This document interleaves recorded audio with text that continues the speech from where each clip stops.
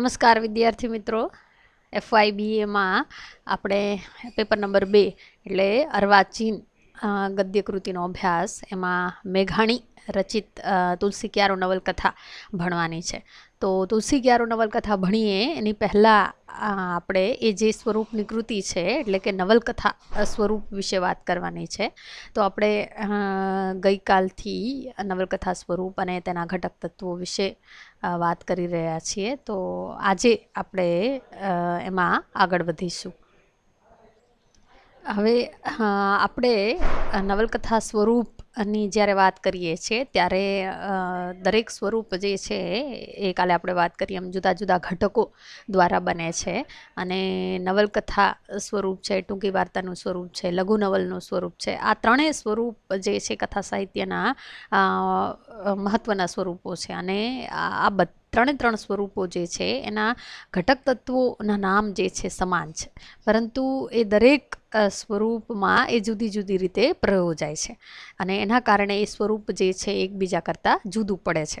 હવે કાલે આપણે નવલકથા સ્વરૂપના બે મહત્ત્વના ઘટક તત્વો છે, એક કથા વસ્તુ સંકલના અને પછી છે પાત્ર લેખન, એના વિશે વાત કરી. એટલે પાત્ર જે છે એ આપણે ગઈકાલે વાત કર્યું કે એ જીવંત બનવું જોઈએ અને એના માટે કેવી રીતે પાત્ર લેખન કરી શકાય, વર્ણનાત્મક એના અંતરની અભિવ્યક્તિ નવલકથામાં થવી જોઈએ. અને પાત્ર લેખનના પ્રકારો છે, સ્થિર પાત્રો ને ગતિશીલ પાત્રો વગેરે.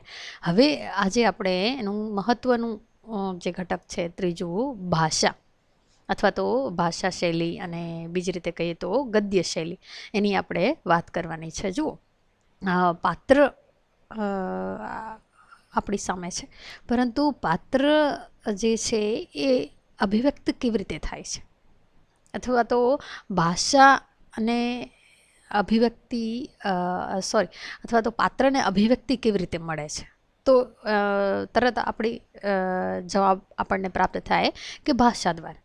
ભાષા દ્વારા જ પાત્ર જે છે પોતાના ભાવો છે, પોતાના વિચારો છે, પોતાની લાગણી જે છે એની અભિવ્યક્તિ કરે છે.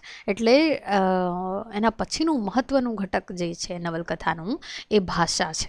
અને કાવ્યની ભાષા અને નવલકથાની અથવા તો કથા સાહિત્યની ભાષાની જ્યારે વાત કરવામાં આવે ત્યારે એમાં એક મહત્ત્વનો ભેદ છે. કાવ્યની ભાષા જે છે એ તીવ્ર હોય છે, એટલે કે જેને આપણે જેને કહીએ ને કે પ્રતીકોથી યુક્ત હોય, ઇન્દ્રિય વ્યત્યયો હોય, એમાં સંવેદનો કલ્પનો હોય, પુરાકલ્પનો હોય, એના કારણે એ વધારે તીવ્ર બને છે. જ્યારે નવલકથાની જે ભાષા છે એ વિસ્તારી હોય છે, એ પ્રમાણમાં કાવ્ય કરતાં અવગમનક્ષમ હોય છે. એટલે નવલકથામાં એક સાથે અનેક ઘટનાઓ હોય છે અને એના કારણે એનું જે ભાષાનું સ્તર છે એ અવગમનક્ષમ હોવું જોઈએ. એટલે એ કાવ્યની જેમ તીવ્ર ભાષાનું સ્તર નથી હોતું, પરંતુ એ વિસ્તારી સ્તર નવલકથામાં ભાષાનું પ્રયોજાય છે.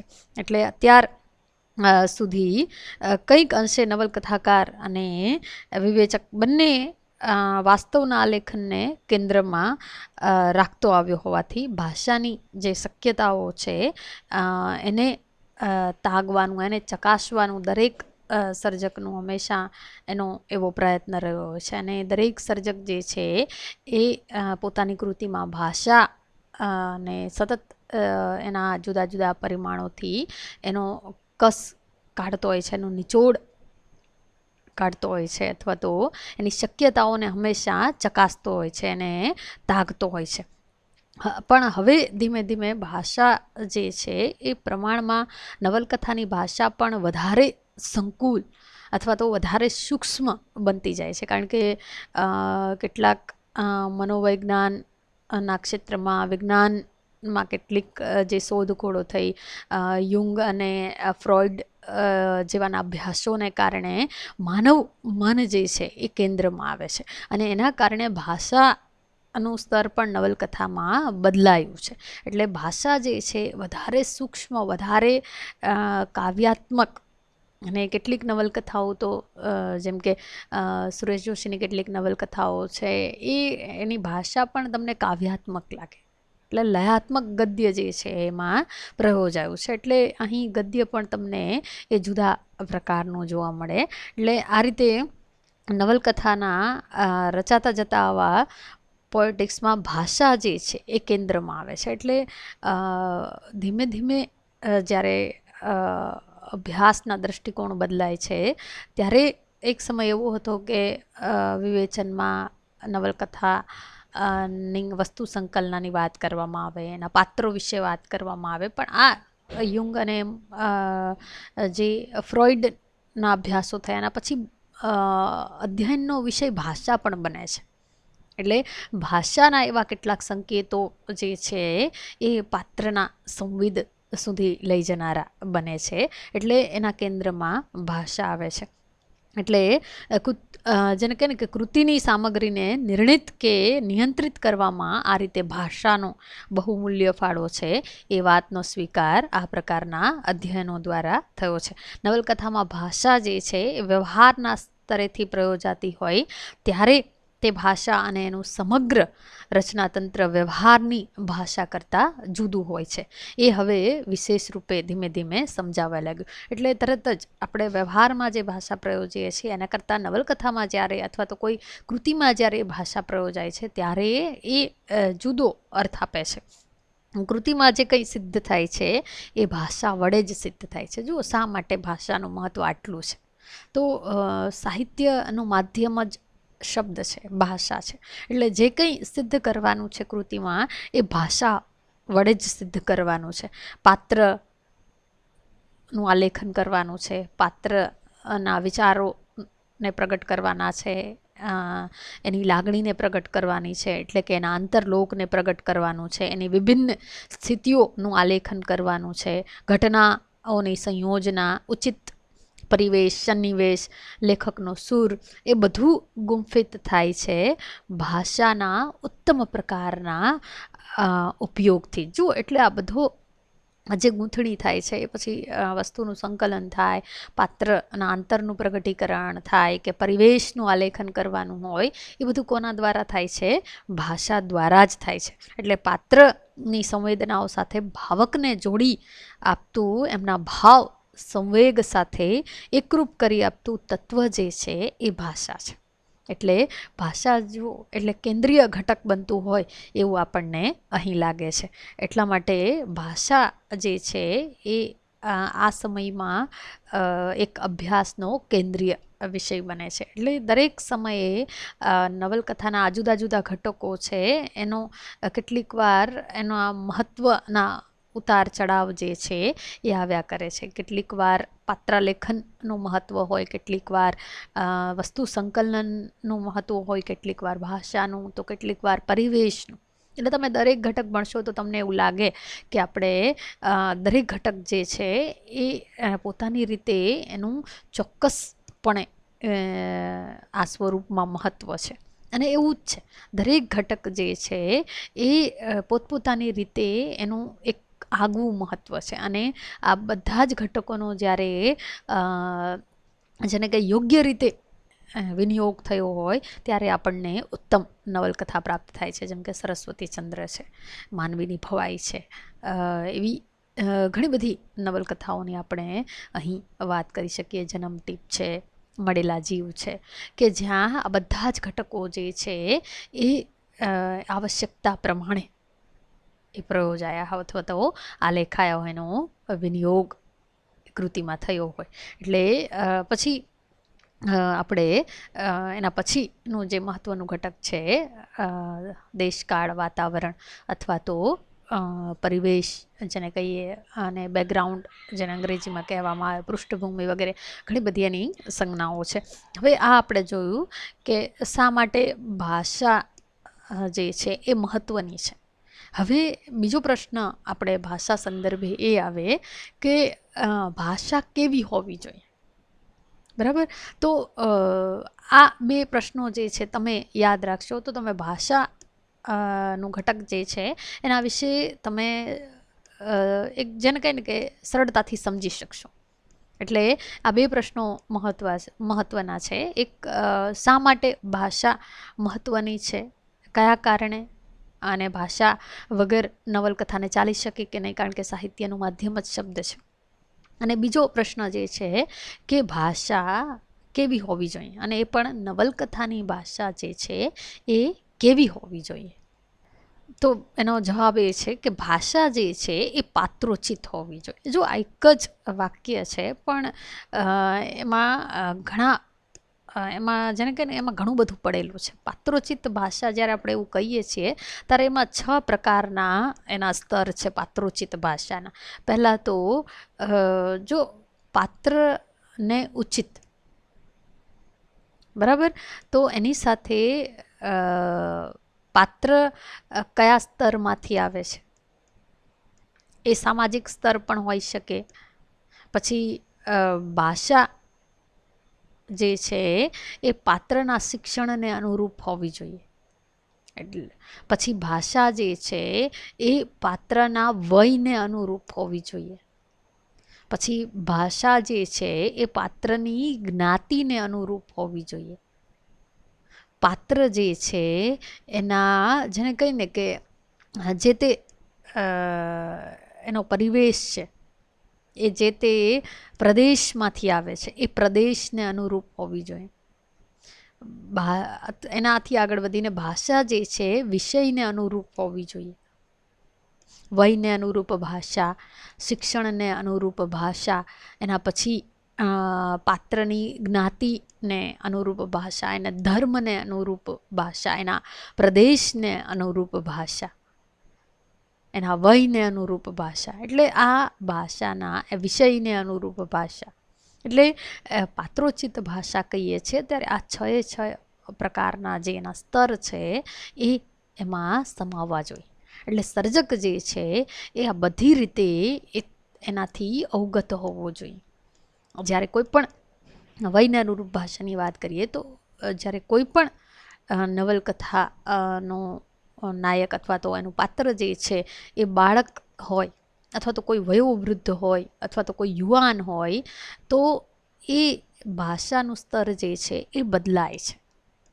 નહીતર તો એવું જ લાગે કે જાણે લેખક બોલી રહ્યો છે. એટલે બાળકની ભાષા જે છે એમાં જુઓ, એની ભાષા એક જેને કહીને એકદમ સરળ હોય, એમાં કોઈ ભારેખમ શબ્દો ન હોય, એકદમ સરળતા હોય, અને ક્યાંક એ પ્રકાર એમાં કોઈ મેચ્યોરિટી ન હોય. નહીં તો એવું લાગે કોઈ પુખ્ત વ્યક્તિ વાત કરી રહ્યો છે. અને બીજું કે વયોવૃદ્ધ પાત્ર હોય ત્યારે એ અનુભવ સમૃદ્ધ ભાષા હોય, અને એની ભાષા દ્વારા જ એ આપણે પામી શકીએ છીએ. એટલે યુવાન પાત્ર હોય તો એની ભાષામાં એક પ્રકારનો તરવરાટ હોય, એક આવેગની તીવ્રતા હોય, કારણ કે એની ભાષા જે છે સીધી સરળ સપાટ હોય ત્યારે એ ન ચાલે. એટલે એને કહેવાય વયને અનુરૂપ ભાષા. એવી રીતે શિક્ષણને અનુરૂપ ભાષા. નવલકથાનું પાત્ર જે છે એ શિક્ષિત હોય અને અશિક્ષિત હોય તો સ્વાભાવિક છે કે એની ભાષા જે છે એ બદલાય છે.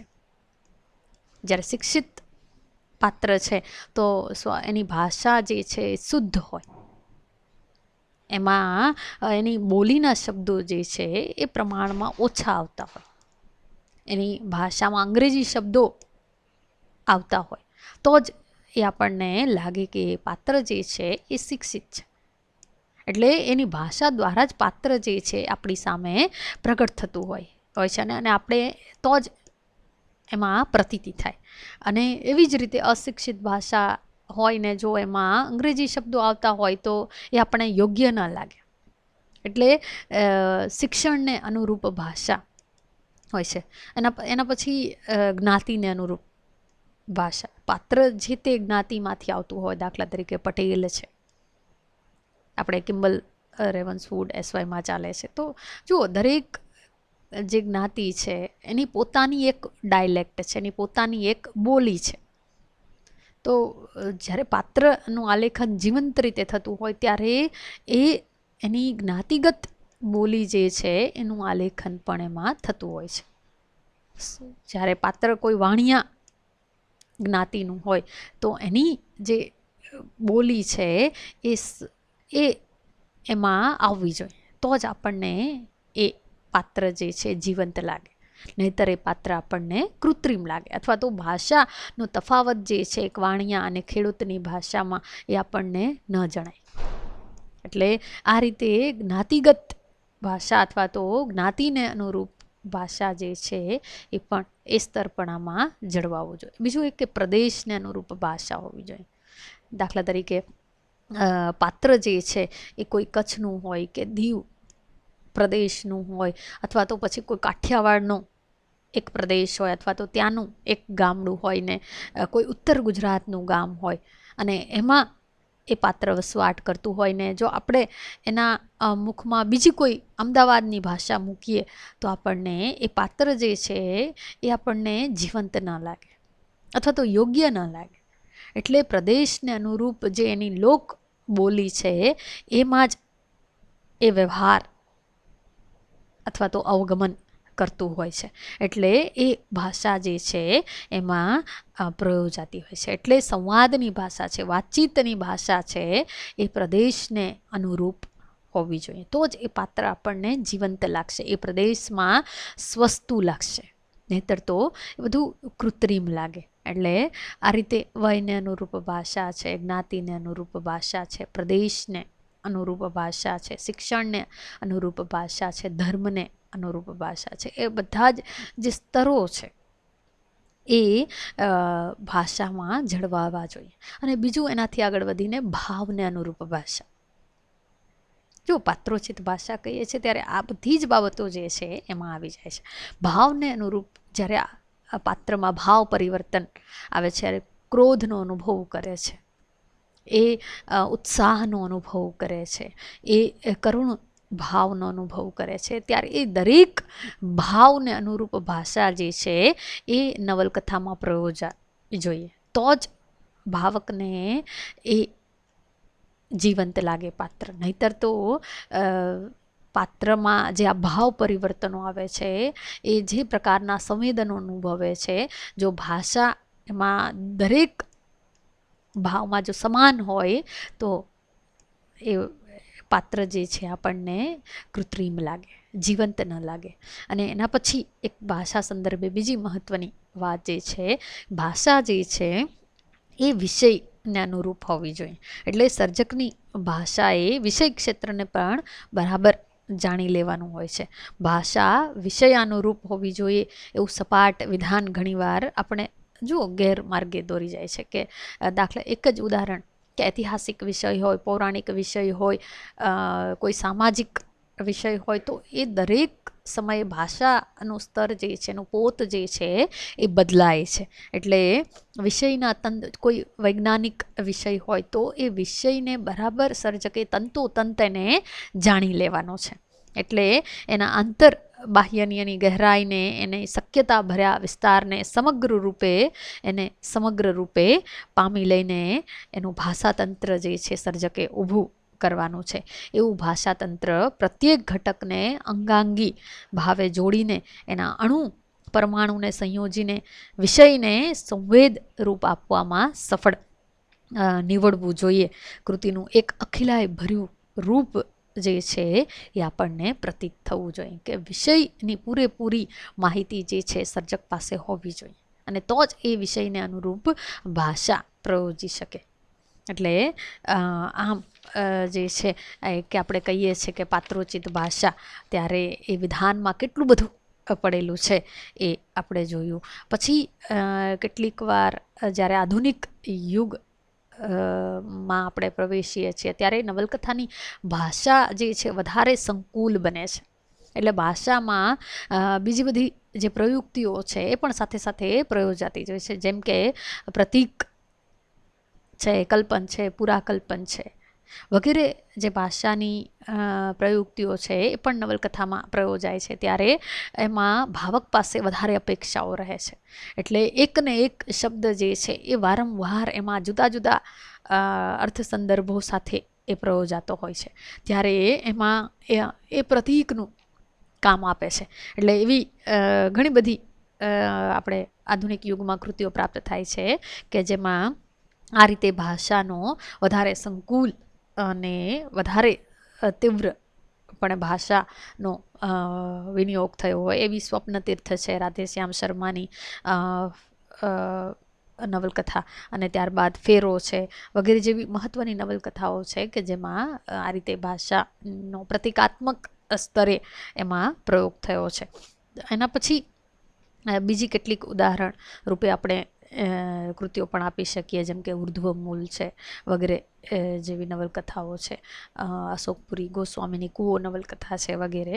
એટલે આ રીતે જેમાં ભાષાનો પ્રતિકાત્મક સ્તરે, સૂક્ષ્મ સ્તરે, સંકેતાત્મક સ્તરે જેનો વિનિયોગ થયો હોય. એટલે આ જે બાબતો છે ભાષામાં એ ખાસ કરીને મહત્ત્વની છે. એટલે નવલકથામાં જે પાત્રોચિત ભાષા કહીએ છીએ ત્યારે આ બધા જ જે ભાષાના સ્તરો છે પાત્રને અનુરૂપ ભાષાના એમાં જળવાવા જોઈએ, તો જ પાત્ર આપણને જીવંત લાગે. એટલે પાત્રને જીવંત બનાવવાનું કાર્ય જે છે એ કોણ કરે છે? ભાષા. પાત્રને અભિવ્યક્ત કરવાનું કાર્ય જે છે એ ભાષા કરે છે, અને એટલા માટે થઈ અને ભાષા જે છે એ મહત્ત્વનું ઘટક છે. હવે જે આપણે વાત કરવાની છે એના પછીનું ઘટક એ છે વાતાવરણ, જેને બીજા શબ્દોમાં કહેવું હોય તો દેશકાળ કહેવાય, પરિવેશ કહેવાય, સન્નિવેશ કહેવાય, પૃષ્ઠભૂમિ કહેવાય, અંગ્રેજીમાં જેને બેકગ્રાઉન્ડ કહે છે, સેટિંગ કહે છે વગેરે જેવા એના જુદા જુદા નામો છે અથવા એના માટેની જુદી જુદી સંજ્ઞાઓ છે. જેવી રીતે ભાષા જે છે એ નવલકથાનું મહત્ત્વનું ઘટક છે, એવી રીતે વાતાવરણ અથવા તો પરિવેશ જે છે એ પણ નવલકથાનું મહત્ત્વનું ઘટક છે. અને કેટલાક વિદ્વાનોએ તો એને નવલકથાની કરોડરજ્જુ પણ કહ્યું છે. એટલે કે હકીકતમાં વાતાવરણ જે છે એ નવલકથાની કરોડરજ્જુ છે. જુઓ, તમે બધા જાણો છો કે માનવ શરીરમાં કરોડરજ્જુનું કાર્ય શું છે, તો સમગ્ર આપણું શરીર જે છે એ કરોડરજ્જુને કારણે ઊભું છે. તો એવી રીતે આ સમગ્ર નવલકથાનું જે માળખું છે અથવા તો એનું સ્વરૂપ જે છે, એની આધારભૂમિ જે છે એ વાતાવરણ છે અથવા તો પરિવેશ છે.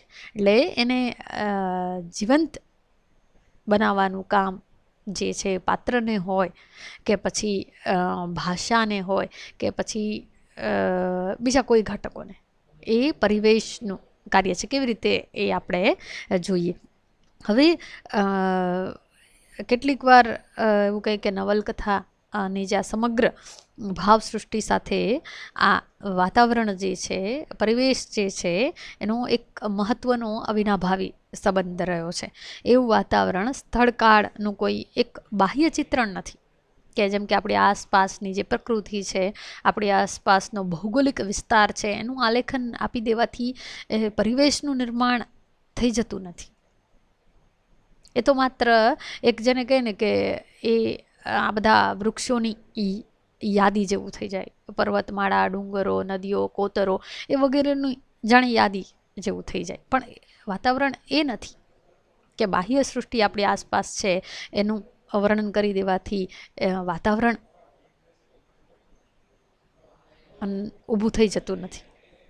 એટલે એ પણ એ મન સંચલોને મૂર્તતા આપતી વિશિષ્ટ આબોહવા છે. જુઓ, એટલે વાતાવરણ જે છે એ પાત્રના માનસને પ્રગટ કરે છે. કેવી રીતે? એટલે હું અહીં એ બે વાત, પરિવેશનું જે કાર્ય છે એના વિશે પણ વાત કરીશ કે પરિવેશનું કાર્ય શું છે મહત્ત્વનું, એ શા માટે મહત્ત્વનું છે અને કેવી રીતે એનું આલેખન થતું હોય છે. એટલે આ પ્રકારનું જો વાતાવરણ હોય જે પાત્રના માનસને ઉજાગર કરે, એ જ આખી નવલકથાને પૃષ્ઠ બનાવે છે. પાત્ર સજીવ બને છે, એના મનોજગત સાથે આપણો સંબંધ જે છે એ આ પરિવેશ અથવા તો વાતાવરણ દ્વારા સ્થપાય છે. કથોપકથનનું તત્વ પ્રત્યક્ષ થઈ રહે છે. જે કંઈ એમાં આલેખન થાય છે, કથન થાય છે, એને પ્રત્યક્ષ કરાવવાનું કામ જે છે એ વાતાવરણનું છે અથવા તો એ પરિવેશનું છે. એટલે જે કંઈ એમાં આલેખન થાય એને ચાક્ષુષ કરાવવાનું કામ કોનું છે? પરિવેશનું. જેમ કે તમે જયંત ખત્રીની વાર્તા વાંચો તો તમને એ રણ જે છે એ પ્રત્યક્ષ થાય. અને એ રણમાં જીવતા પાત્ર સાથે કેવો સંબંધ છે. કારણ કે તમે બધા જ જાણો છો, જે તે પ્રદેશ છે એનો ભૌગોલિક વિસ્તાર છે એ ત્યાંના મનુષ્યને ઘડવામાં મહત્વનો ભાગ ભજવતો હોય છે. એ પ્રદેશ દ્વારા જ એનું ઘડતર થતું હોય છે. એના હાડને પોષણ આપવાનું, એના માનસિક વિકાસમાં એ પ્રદેશ જે છે એ મહત્વની ભૂમિકા ભજવતો હોય છે. રણમાં જીવનાર માણસ છે અને એની સામે એક ખુશનુમા વાતાવરણમાં, પ્રકૃતિથી સંપન્ન વાતાવરણમાં ઉછરનાર, એમાં જીવનાર મનુષ્ય છે, એના બંનેના માનસમાં જમીન આસમાનનો ફરક હોય છે. પેલો માણસ જે છે રણમાં જીવનાર, એ સતત અસુવિધાઓ વચ્ચે, સતત જેને કહીએ ને કે અછતો વચ્ચે જીવનાર છે. તો એ સતત અસંતોષી, એનો સ્વભાવ જે છે થોડો ઉગ્ર હોય, એ પ્રકારનો. તો ખુશનુમા વાતાવરણમાં ઉછરનાર, એમાં જીવનાર માણસ જે છે એ સંતોષી, સદા પ્રસન્ન રહેનારો હોય. એટલે એ પાત્રના માનસને ઘડવામાં આ રીતે પરિવેશ જે છે એ મહત્વની ભૂમિકા ભજવતો હોય છે. એટલે કથોપકથનનું તત્વ પ્રત્યક્ષ થઈ રહે છે. ઘટનાઓનો મર્મ આ વાતાવરણ પરિવેશ દ્વારા ઉઘડી આવે છે. અતીત, વર્તમાન કે અનાગત અથવા તો સ્થળ વિશેષ જે છે એ ચાક્ષુષ બની રહે છે અને એમાં નિર્વિઘ્ને આપણી આવન જાવન શક્ય બને એ પ્રકારનું વાતાવરણ હોવું જોઈએ.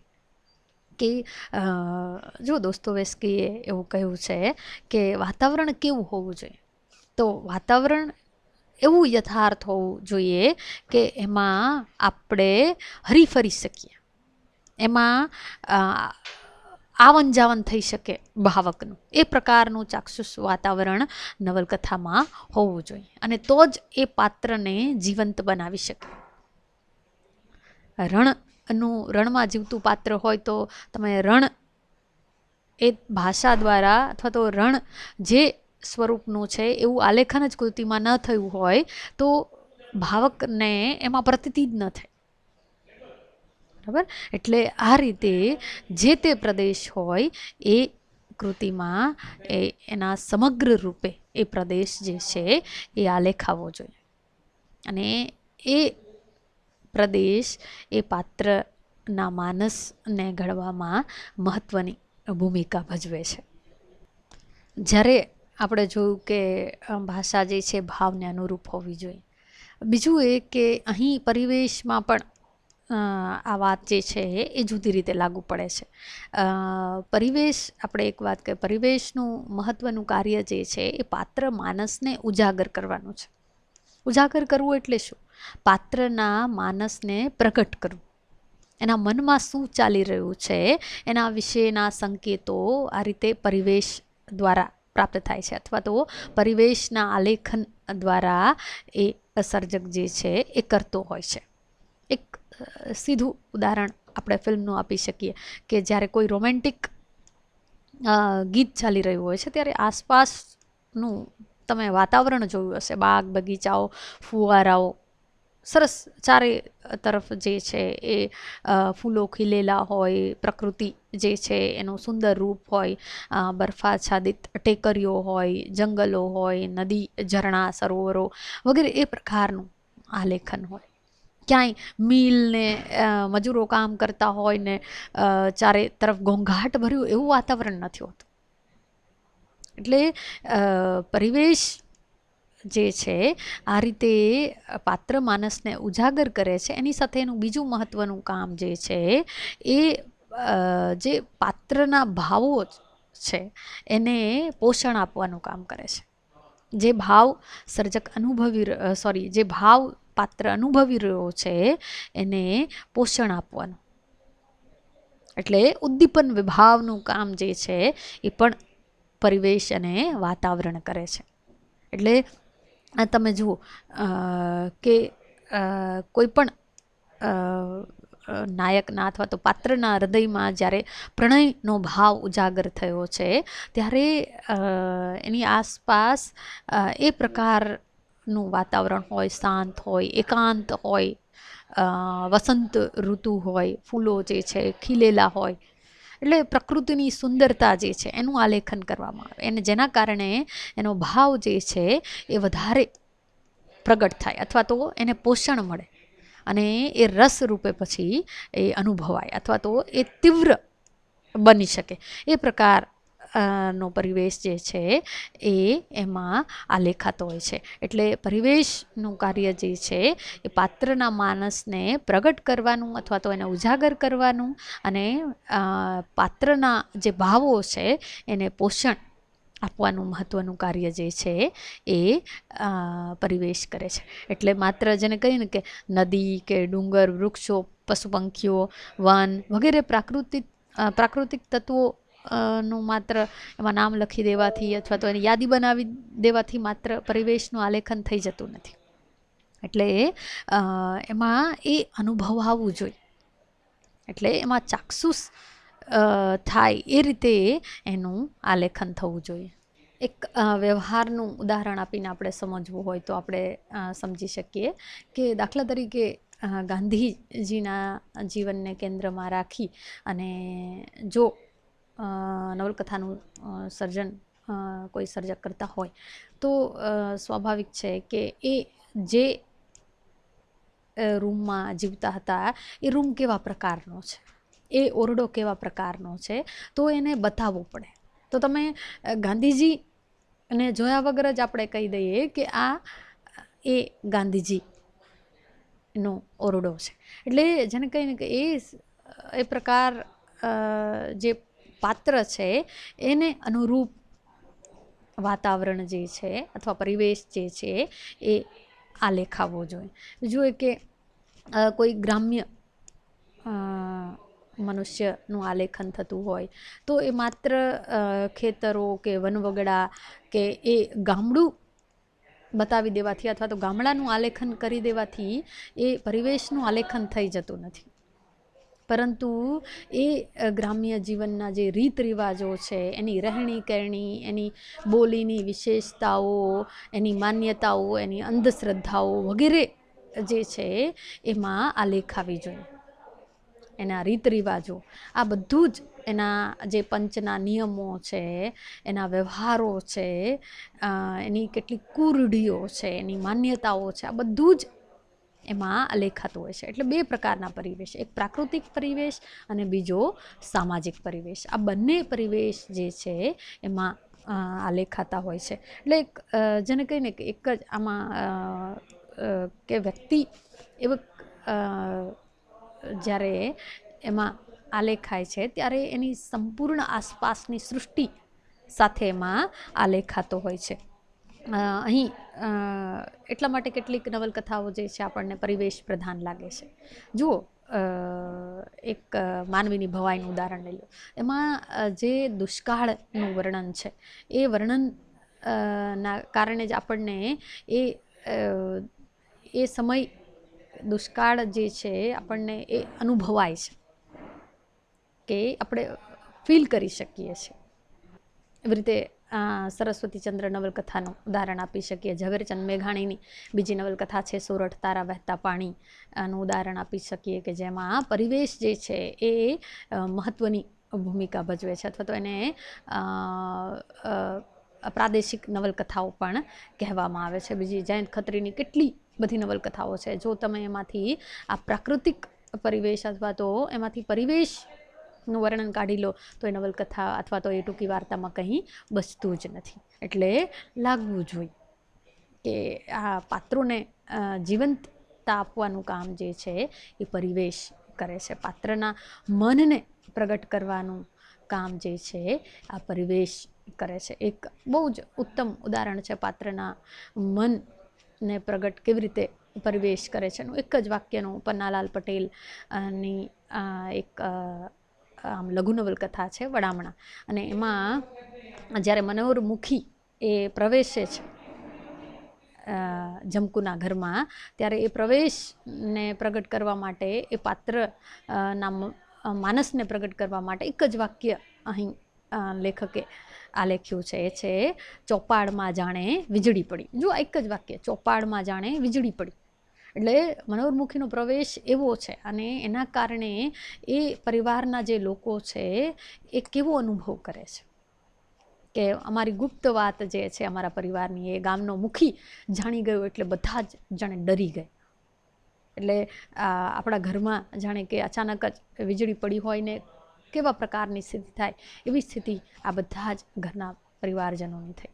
એટલે આ પ્રકારનું કામ જે છે પરિવેશનું છે. આવા ઘણા બધા ઉદાહરણો આપી શકાય જે કાર્યસાધક પરિવેશની ભૂમિકા ભજવાય. પછી સુંદરમની એવી જ એક મહત્ત્વની વાર્તા છે માને ખોડે, કે જેમાં પરિવેશ જે છે એ જ સર્વસ્વ છે અને જેમાંથી પરિવેશ કાઢી લઈએ તો કંઈ બચતું જ નથી. જે પાત્રને આ રીતે જીવંત કરે છે, એને ધબકતું રાખે છે, એને ઘડવામાં એ મહત્ત્વની ભૂમિકા ભજવે છે.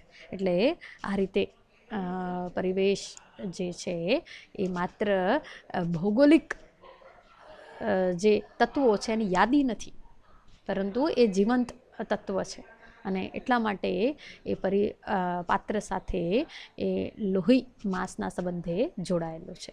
હવે એના પછી આપણે એના પછીના ઘટકોની વાત કરશું. અસ્તુ.